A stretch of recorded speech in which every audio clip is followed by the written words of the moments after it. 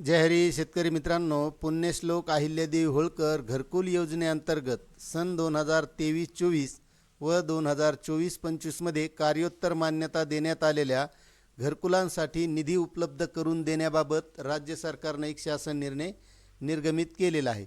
आता या शासन निर्णयाअंतर्गत कोणकोणत्या जिल्ह्याला किती निधी वितरित केला जाणार आहे याबाबतची सविस्तर माहिती आपल्याला या व्हिडिओमधून घ्यायची आहे।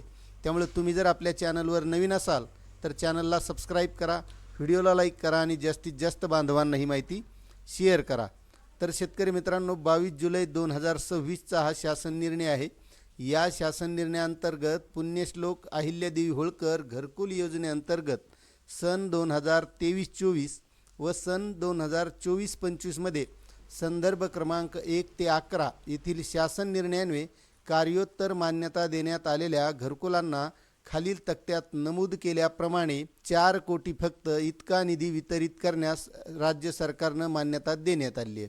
आता यामध्ये 2023-24 मधील प्रलंबित दायित्वाचा तपशील असा आहे। परभणी जिल्ह्यासाठी हा 50 लाख रुपये इतका निधी वितरित केला जाणार आहे।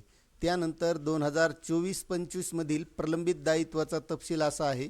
पुणे जिल्ह्यासाठी 25 लाख रुपये, लातूर जिल्ह्यासाठी 25 लाख रुपये, सांगली जिल्ह्यासाठी 25 लाख रुपये, बीड जिल्ह्यासाठी 20 लाख रुपये, परत बीड जिल्ह्यासाठी 50 लाख रुपये, जालना जिल्ह्यासाठी 75 लाख रुपये, चंद्रपूर जिल्ह्यासाठी 25 लाख रुपये, छत्रपती संभाजीनगर जिल्ह्यासाठी 40 लाख रुपये, त्यानंतर पुन्हा छत्रपती संभाजीनगर जिल्ह्यासाठी 35 लाख रुपये, सोलापूर जिल्ह्यासाठी 30 लाख रुपये असा एकूण 2023-24 मधील प्रलंबित दायित्वासाठी 50 लाख रुपये आणि 24-25 मधील दायित्वासाठी 3,50,00,000 रुपये असा एकूण 4 कोटी रुपयांचा निधी हा वितरित करण्याबाबतचा राज्य सरकारनं शासन निर्णय काढलेला आहे।